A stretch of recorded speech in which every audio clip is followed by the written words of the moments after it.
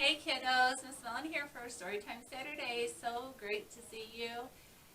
First of all, I want to say thank you to the ones that joined me last Saturday for the Earth Day picnic. It was such a beautiful day and I had such a great time. I hope you did as well.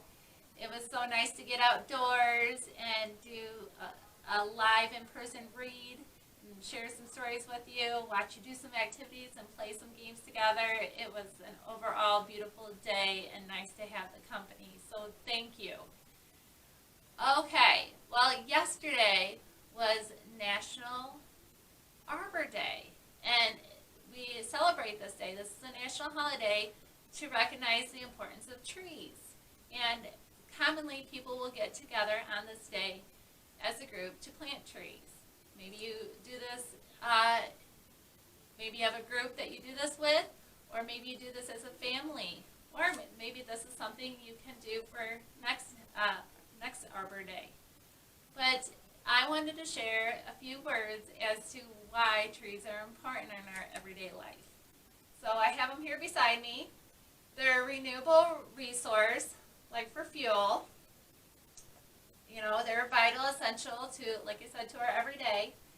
They provide us shade and shelter. They provide us many materials and supplies. They give us oxygen, provide oxygen. They provide homes for wildlife, like our little creatures, the squirrels, chipmunks, birds. They beautify our Mother Nature, our planet Earth here with, you know, parks, our yards, just forests. You know, they're everywhere, and it's great to have them. So I have a few listed here. You might have a few more you're thinking of, but I thought for celebrating that day, we would share a story, a little special story about a special tree here for a special little girl named Maple. This is written by Lori Nichols. When Maple is tiny, her parents plant a maple tree in her honor. She and her tree grow up together, and even though a tree doesn't always make an ideal playmate, it doesn't mind when Maple is in the mood to be loud, which is often. Then Maple becomes a big sister and finds that babies have their loud days too. Fortunately, Maple and her beloved tree know just what the baby needs. Let's find out. Maple loved her name. When she was still a whisper, her parents planted a tiny tree in her honor. And even though Favia, Millie, Jane, Lena, Lily, and Constant were all good names, Maple was the perfect fit. And as Maple grew, so did her tree. Sometimes when Maple was noisy, which was a lot, her parents sent her outside to play. Her tree didn't mind if she was loud. Maple would sing to her tree and sway for her tree, and sometimes even pretend to be a tree.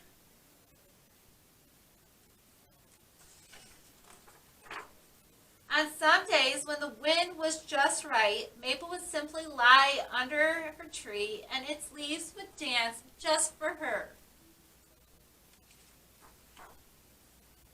Then, one day, Maple noticed her tree was bare. Maple was worried her tree might get cold. So Maple took off her jacket and gave it to the tree to stay warm.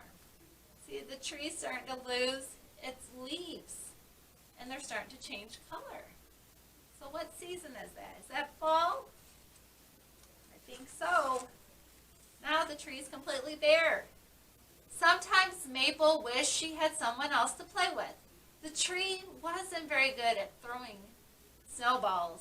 She wondered if the tree felt the same way. So Maple introduced her tree to a friend. That friendship didn't last. But Maple and her tree still had each other through winter and spring. And if you notice, the leaves are starting to come back and green again. one day something surprising happened. She noticed another little tree coming up. Then something really surprising happened. Mom's got a little tummy. Maple became a big sister. Maple tried to be a good big sister. If the baby was cold, Maple gave the baby her hat and gloves. If the baby was lonely, Maple would share her special friends. But Maple could always make the baby happy.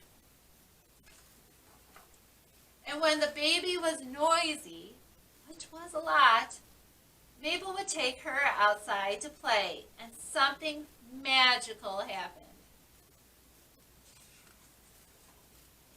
Maple's tree danced for them both.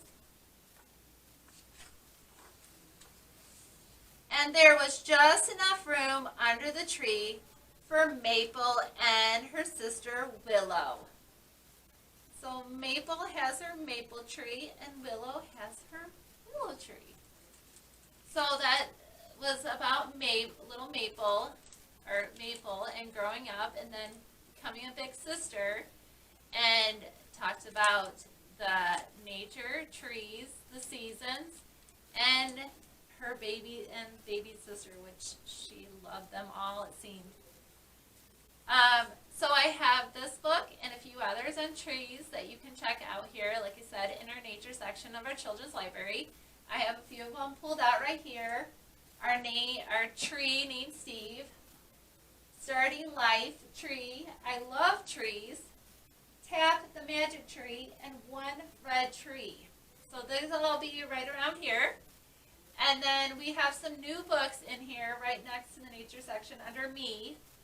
The Cool Bean, the Couch Potato, the Bad Seed. So you'll find those right out on displayed. And then I want to talk about Storytime Saturdays for May.